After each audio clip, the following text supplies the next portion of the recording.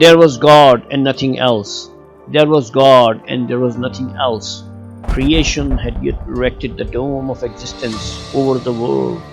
There was darkness, ignorance, nothingness, cold and terrible, and in the circle of possibilities, there was still no provision. God was a word that had not yet been instilled. God was a creator whose creativity was still hidden. God was merciful and gracious, but his mercy had not yet been showered. God was beautiful, but his beauty had not yet manifested. God was just, but his justice had not been revealed yet. God was able and powerful, but his power had not yet stepped into the arena of action. Otherwise, how can he show his perfection, glory, and beauty? How can a word be born in silence? How to show creativity and power in stagnation? There was nothingness, darkness, silence, and stagnation and terror. Then God's will manifested itself. He created mountains, seas, skies, and galaxies. What explosions, what storms, what floods. What an uproar when a movement that was the basis of creation and life with passion and extraordinary excitement were rushing everywhere. Trees, animals, and birds began to move. Magnificence pitched its tent on the world of existence, and beauty showed its beautiful face, and perfection took over the administration of this strange system. The animals became lively, and the birds sang, and existence began to sing a song of joy. And the angels sang songs of worship. Then God created human being from aging mud and made him in his own image and breathed his spirit into him and left this strange creation in the midst of the chaos of existence. Human being, strange and unfamiliar, was terrified by all these colors, shapes, movements, and noises, and ran from every corner to another corner and looked for a refuge where he could blend in with one of the creatures and settle in the shadow of the crowd and come out of fear of loneliness and shame of being alienated and unusual. He went to the angels and asked for friendship and companionship. They all coldly passed by him and left him alone and remained silent in response to his passionate request.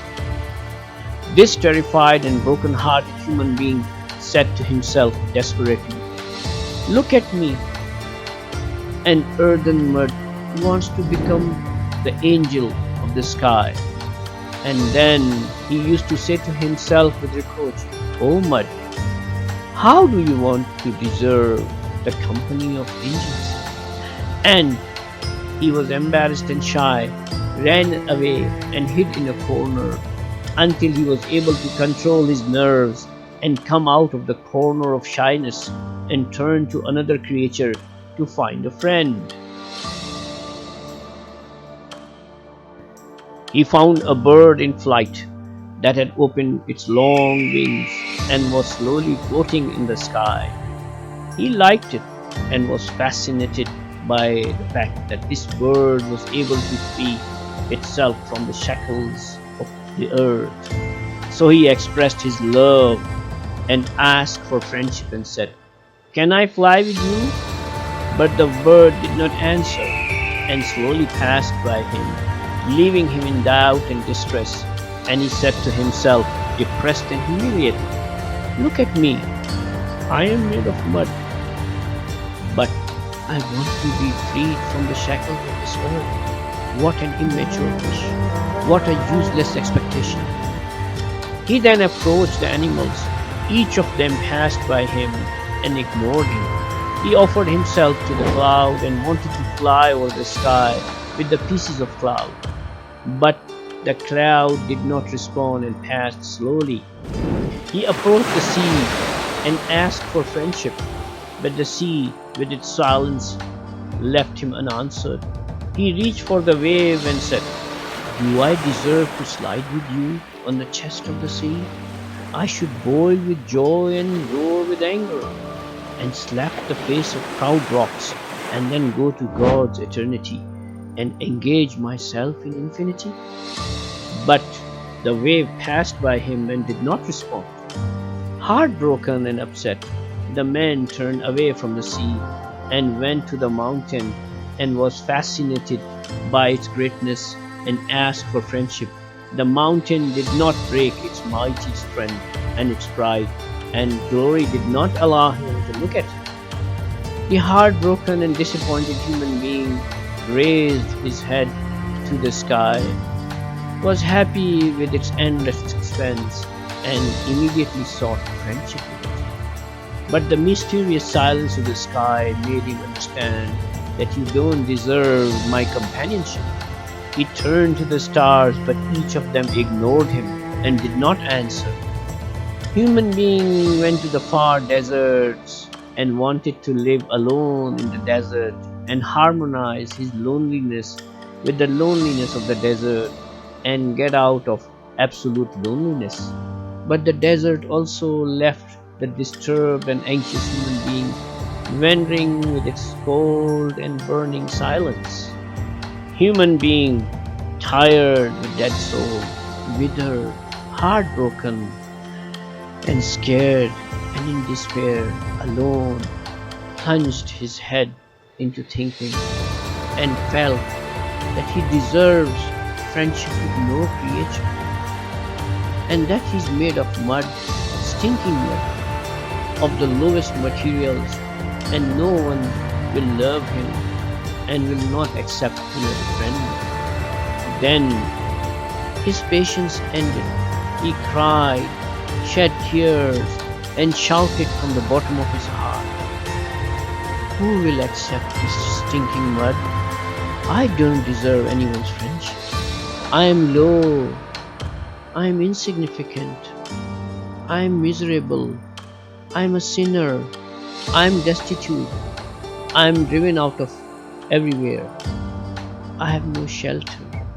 Who will hold my hand? Who will answer my cries? Who cares about my misery? Who will take me out of loneliness? Who will answer my request?" Suddenly a storm arose. The earth shook, the sky roared. Lightning struck the dust of the sky like fiery whips. As if an explosion had occurred in the heart of the universe, a sound echoed in the earth and sky, which came out from every corner and from the heart of every particle and from the tongue of every creature. "O human being, you are my beloved. I have created the world because of you. I have created you in my own image, and I have breathed into you from my spirit. And if no one responds to your call, it is because he is not equal to you and has not the courage to be equal, and it does not have ability to be in company with you. Even Gabriel, one of the greatest angels, is not able to be in company with you because his wings burn, and so he is left behind in the flight of ascension into Mirage. O human being, you are the only one who understands beauty. Beauty, glory, and perfection attracts you. You are the only one who worships God with love, not by force. You are the only one who has become God's representative in solitude. You are the only one who understands God's power and creativity.